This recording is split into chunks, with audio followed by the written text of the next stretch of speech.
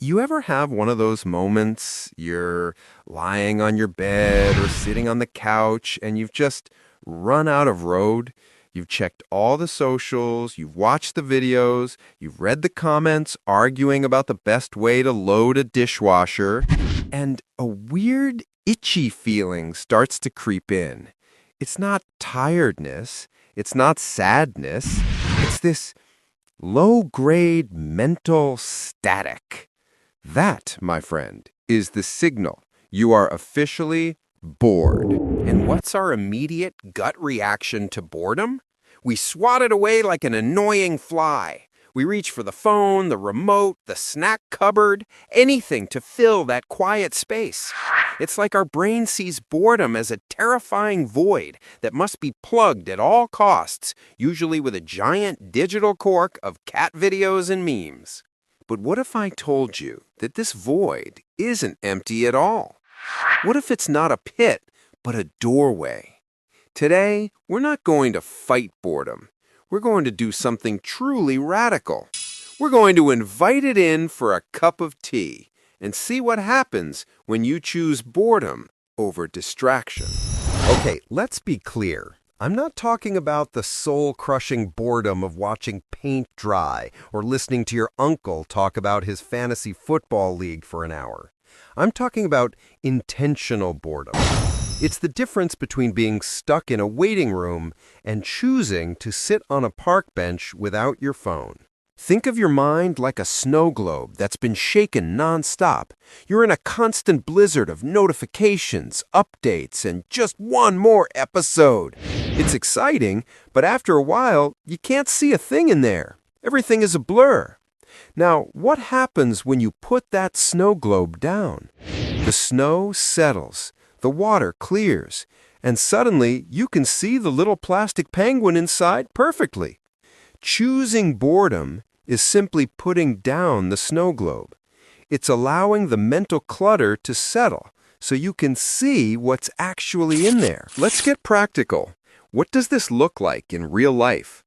The first and most powerful place to start is the unbusy wait. You're in a line at the coffee shop.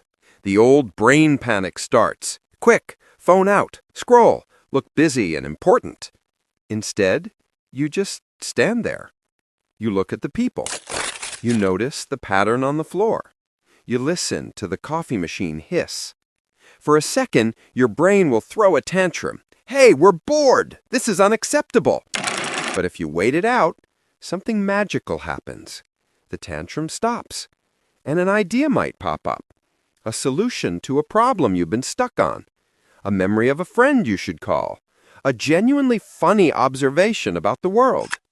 That idea was always there, but it was buried under the digital snow. Another fantastic one is the pointless walk. Don't take your phone. Don't take your headphones. Don't even have a destination. Just walk. At first, it will feel weird. You'll feel like a Sims character with all their commands deleted. But then your senses kick into overdrive. You notice the way the light filters through the leaves. You smell someone's dinner cooking. You feel the rhythm of your own footsteps. Your brain, with nothing else to consume, starts to produce. It starts to connect dots. This is why people get their best ideas in the shower. It's a rare moment of forced boredom. And then there's my favorite. Just staring at a wall. Seriously, try it for 5 minutes.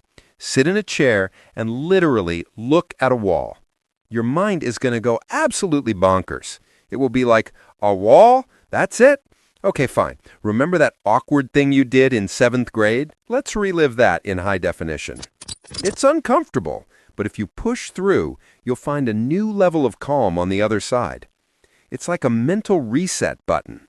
You're not feeding your brain any new input, so it finally has a chance to digest. This is where the magic lives, in that digestion. Boredom is the engine of creativity. It's the birthplace of, I'm bored. I know, I'll build a fort out of these couch cushions.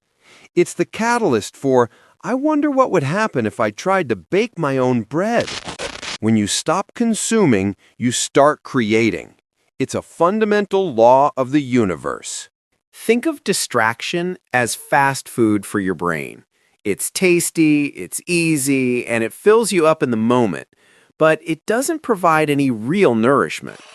Choosing boredom is like cooking a meal from scratch. It takes more time, it can be messy, and sometimes you just end up staring at the vegetables wondering what to do. But the process itself is fulfilling. And what you create is uniquely, wonderfully yours. So the next time you feel that itchy, static feeling of boredom creeping in, don't panic. Don't reach for the digital pacifier. Take a deep breath and say, "Hello, boredom. What's up?" See what happens. Stare out the window. Doodle on a napkin. Just sit and be. You might be surprised at what you find when you finally stop running from the quiet and start exploring it. You might just meet yourself in there. And who knows? That person is probably a lot more interesting than another 15-second video of a dog on a skateboard.